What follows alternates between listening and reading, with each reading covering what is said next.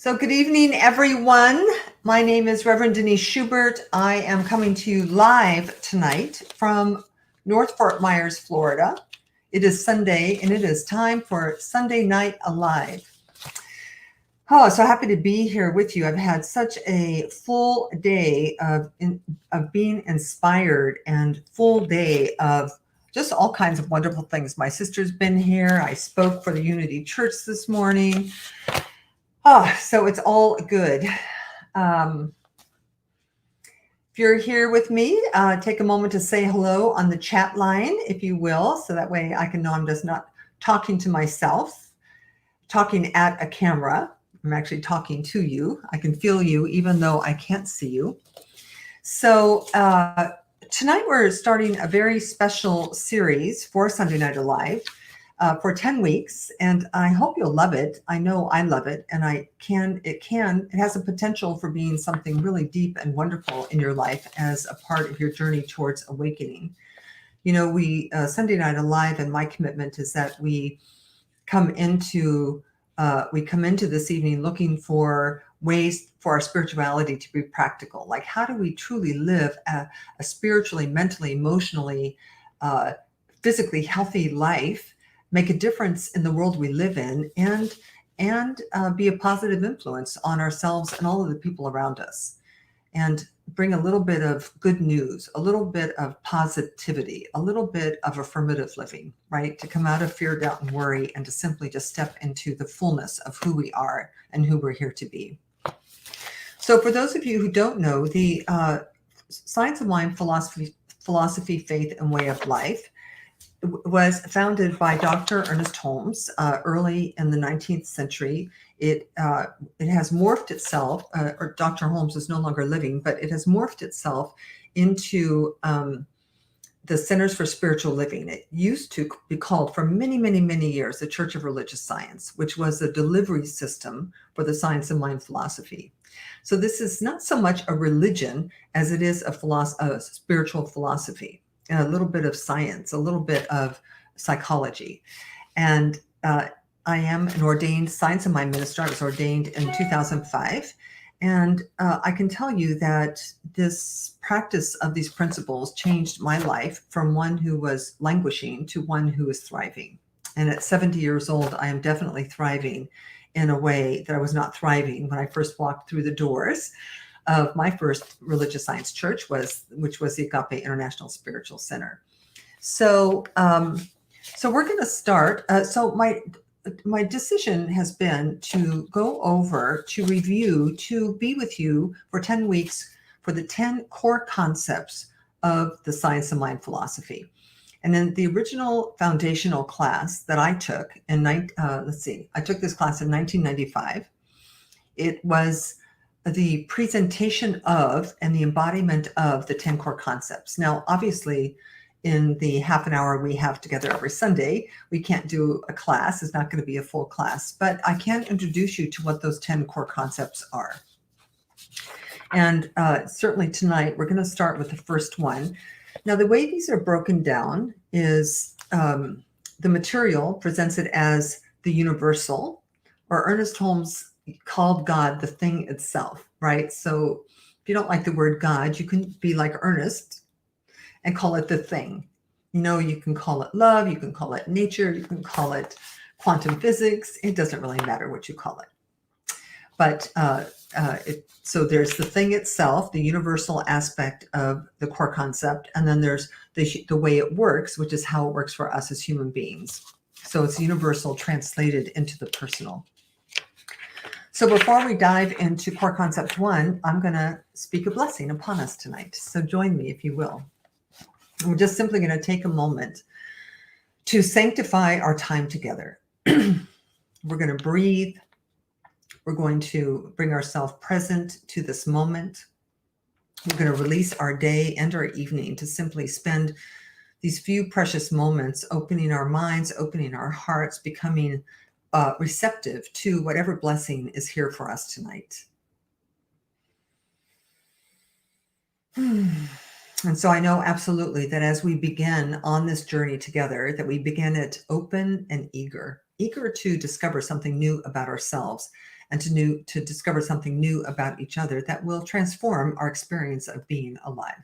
And so I'm grateful in advance for all of it. We simply let it be, and so it is.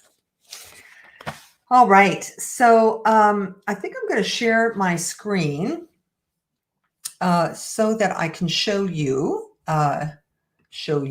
something here. I'm going to share. We're sharing. Oh, I see. I don't want that. I want this, and I want this. Play from start. All right, let's see how that is. All right. So hopefully you can still hear me, and hopefully, well, I'm not sure you can. So let me back up for 1 second and just make sure. Okay, there's that. I'm going to back up here for 1 second. I'm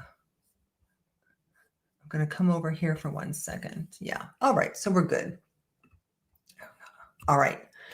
So core concept 1 is the thing itself. And I have a little more words that are on here right now. So let me go ahead and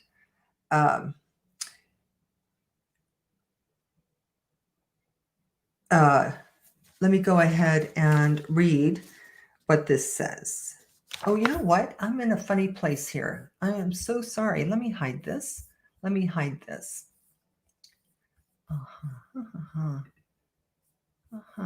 Okay. Oh, yeah. Yeah, this is not, actually, I take this back. This is not a great way to share. So we're not going to do it this way. So let me just read to you the thing itself. So the first core concept is oneness. So there's one cosmic reality principle and presence in the universe, God. All creation originates in this one source. God is all there is. So core concept 1 has to do with this idea that which kind of flies in the face of two powers, like power for good, power for evil. The God is one power, the devil is another power. This is saying that there's only one power. There's one cosmic reality principle, and that is God. Now, it goes on to say, from one infinite source flows the spiritual, mental, and physical universe. All life, all love, all law, all energy, all harmony, all being, all physical form or effect, and all creation.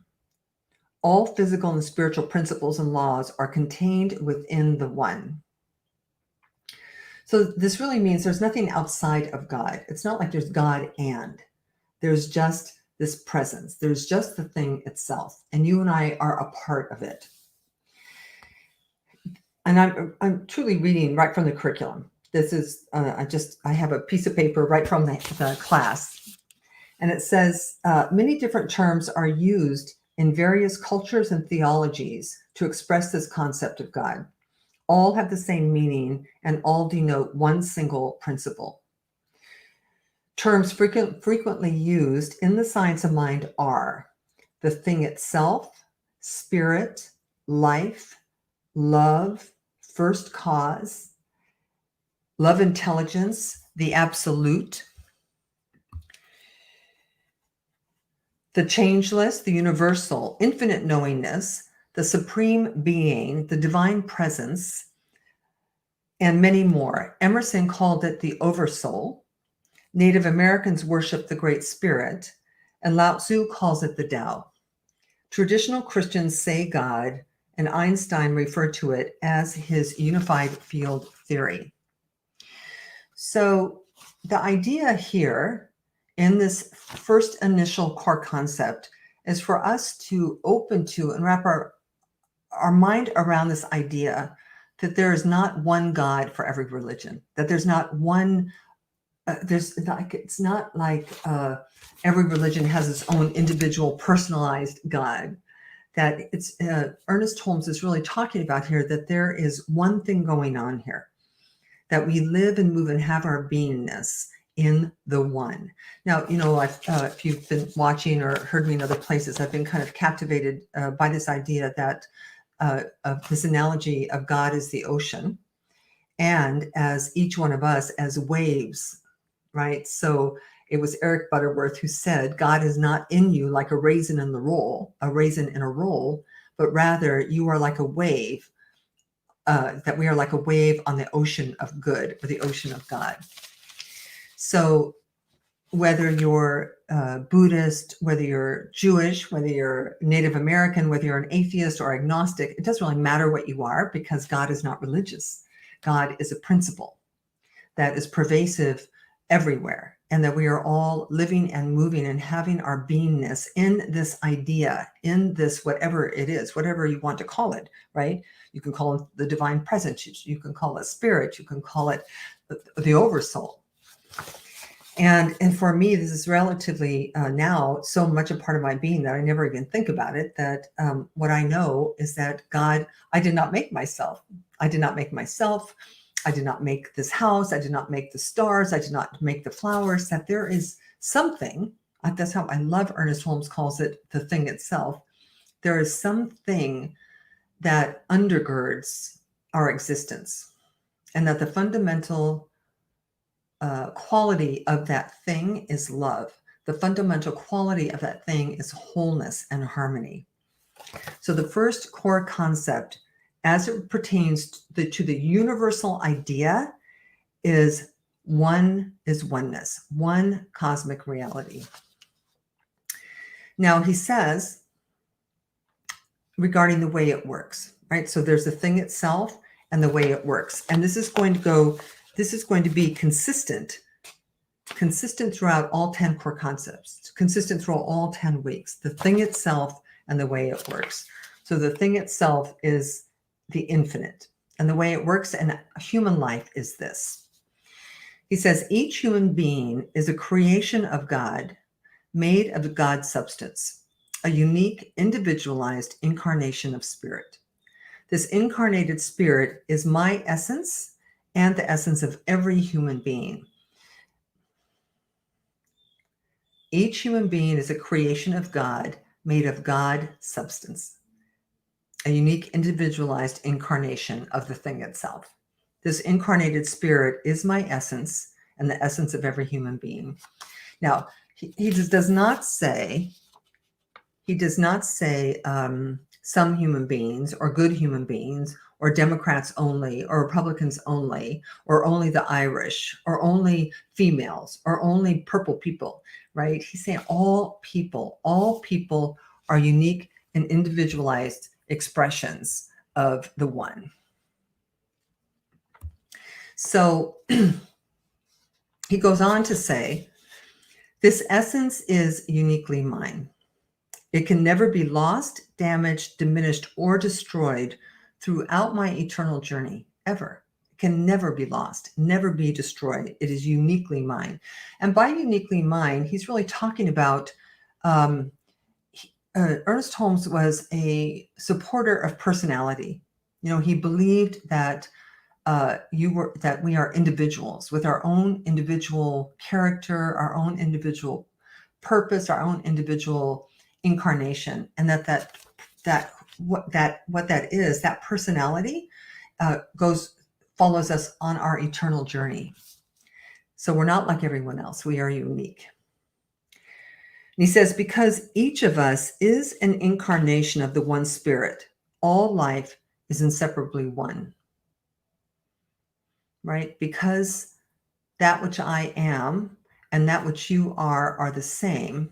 All of life is inseparably one. There's no separation. There's only unity. He says there is a divine wholeness, a total interconnectedness at the source. So whether we think we're different or think we're disconnected, that in essence we are not. It would not be possible. You know, one of the ways I like to think about this is that we live on a web of interconnectedness. So, and just like a spider web, right? If a spider is over here on this part of the web, it can be felt over here on this part of the web. And in consciousness, on the unseen side of life, if something's happening in Iran, something happens in Mexico, right? Or something happens in North America, something happens in Africa, that there is this invisible connection that we are all affected by. even though we may not think that we are, and even though we may not be conscious enough or aware enough that we are. So he says, despite my occasional feelings of separateness, this oneness is irrevocable and eternal. Irrevocable and eternal. So God, God will never take it back. So, we're kind of demolished as children when, somebody tells us that, Santa Claus, have you been good or have you been bad? And if you've been bad, you won't get presents. Or somebody tells us that God is watching us and judging us. And if we're judged as bad, then we won't get an afterlife. But Ernest is saying, no, it is irrevocable. You are beloved by God for eternity. It is, he says, it is who you are. It is who I am. All humans are one with God, one with each other, and one with life, all animate and inanimate.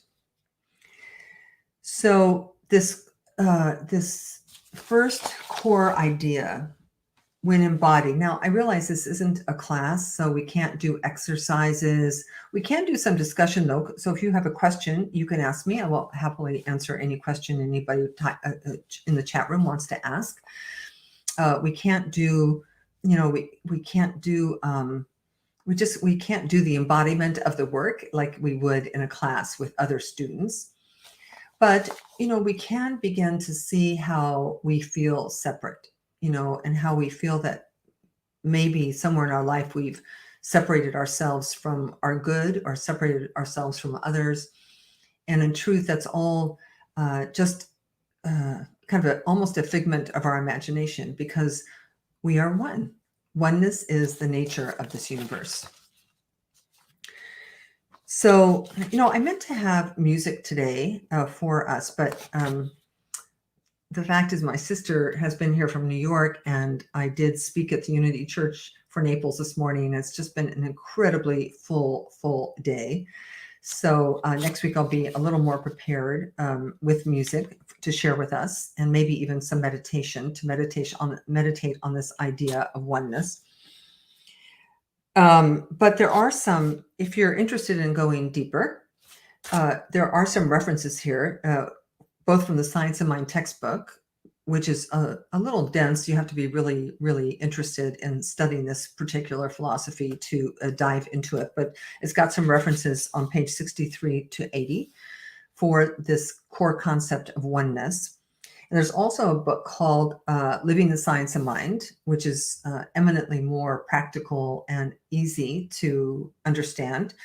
And it's got also some references on pages 1 through 14 and 56 through 57. So, the first core concept, and there are 10. They are, actually, I can tell you. So next week, well, we'll see how many people are interested. I mean, if people aren't, I'll know by the middle of the week how many people really care about this. And if you don't care, we'll go back to doing other things. But the next core concept is the triune nature of God, being spirit, soul, and body. And then the third week is on the creative power, how we actually create the primary causative energy in the universe. I'm a total nerd, so I was and still am and always will be captivated by spiritual science and how the universe works, because the truth is nobody gave me the rule book until I was 45. There was nobody said, this is how our universe works. This is who you really are.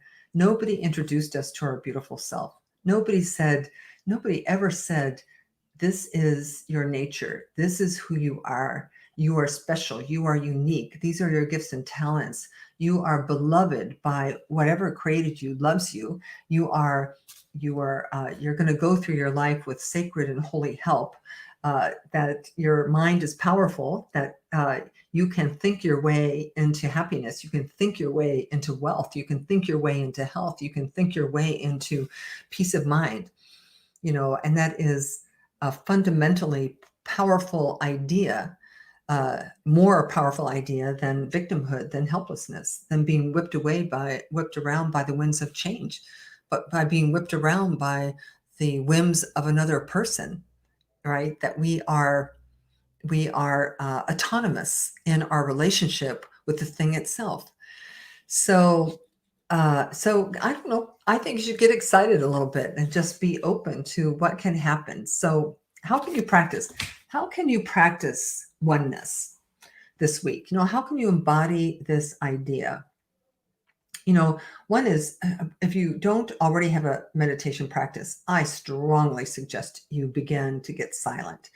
No matter, you don't have to sit down and do a mantra. You don't have to do anything. You can just I would turn your phone off, and find a quiet place to contemplate. Being in nature is wonderful. But just contemplate your perfection. I and God are one. I and God are one. I am made in the image and likeness of love. That love is the fabric that holds this world together, that there's not two, there's no God and, there's just spirit, there's just love. And anything else is a distraction. Anything else is a distraction. So, and you might, this idea of oneness, you might search your heart and see where you hold people outside of your heart. Do you have an opinion that, the Italians are better than the Irish? Do you have an opinion that the straights are better than gays? Do you have an opinion? Because God doesn't have that opinion. In the oneness that we live in, there is no such opinion. There is no such judgment or condemnation. There is no such self-righteousness. There is, you are my beloved, in whom I am well pleased. Go forth and be happy. Go forth and be happy. Go forth and love the world. Go forth and give your gifts. Go forth and live an extraordinarily joyful, authentic life. That's our birthright. This idea that we were born to toil and suffer and struggle, all in the name of an afterlife, is absolutely silly. There could possibly not be anything itself that would want that for us. So that's it. We're a little short today, but that's okay. I'm going to pray. I'll pray a little bit with us, and hopefully we'll connect in again next week. If you have any questions, just ask and I will answer. If you want clarification, just ask and I will clarify to the best that I can. And I will make a decision this week based on feedback and based on how many viewers we have and what people are thinking, whether or not to stay with these 10 weeks or we'll go back to our whatever other programming we were doing. And my feelings cannot be heard here because I am here in service to your awakening. All right, so take a deep breath with me. Let us take just a moment. A moment to breathe, a moment to center down, a moment to gather up all of the energy that we have expended on this day. Hopefully you've been out there with family, with friends, eating barbecue burgers, selling your house, whatever it is that you have been doing this weekend. Staying safe, of course. But after, right before and after all of the activity of our lives, we want to be still. Jesus would he would take 40 days and 40 nights to go off by himself so that he could regather himself, recenter himself, check in with in the atmosphere of oneness, to check in with that which is within him. Check in. Look for guidance, for answers, for solutions, for inspiration. All of it's inside of us. But we have to be still. We have to listen. We have to believe that we are more than just a bag of bones. You are a spirit. You are an incarnated, beloved spirit. So we simply just pause to remember that there is a power, there is a presence, that we may not know exactly what it is, but we can see the evidence of it. We can look at sunsets. We can look at the variety of life, the number of animals and insects and reptiles and humans. We can look at the beauty that is everywhere. We can look at the vastness of this universe, and we can know that there is something going on here way beyond our capacity as human beings, way beyond our understanding as human beings. And so we can call it whatever we want. I love calling it God. I love calling it this Mother, Father, God presence, this infinite source of good, this quantum field of unlimited possibilities, and to know that it is my life, that I am not cut adrift. I'm not here alone. I am not meaningless. Life is meaningful, and I am meaningful. You are meaningful, and that we are here together to awaken, to raise consciousness, to create a world that works for everyone. And so it is from this place of connection, from this place of community, that I just speak my word for all within the sound of my voice, simply anchoring and calling forth this experience of inclusivity, this experience of oneness, both of which dispel loneliness, dispel separation, dispel alienation. That though we may not be aware of it, we are connected to each other in such deep, intimate, passionate ways that if we knew that, we would be doing a happy dance. If we knew that, all of the craziness and insanity on our planet would stop. And so I just accept for us that it stops for us, that we stop participating in separation, that we start participating in the truth of oneness, the truth of the unity, the unifying principle of life. And so go forth from this time at peace, go forth from this time friends with all people and all animals everywhere. Go forth from this time recognizing your place on this web of existence and knowing that as you exude happiness, as you exude peace, as you exude joy, that you add peace, joy, and happiness to the web. And so I am grateful. I'm grateful for this moment to pause. I'm grateful for this moment to spend a little bit of time with this community. Grateful for your presence and grateful for your support. And for this and so much more, I just let this be and just invite you to let it be with me as well by saying, and so it is. All right. So that is it for this week. You know, your love offerings are always generously accepted through PayPal or my website. I will be back next week with core concept number 2 or something else. We shall see how the spirit moves me and moves you this week. So peace and blessings. Stay safe, stay happy, and love each other. Namaste.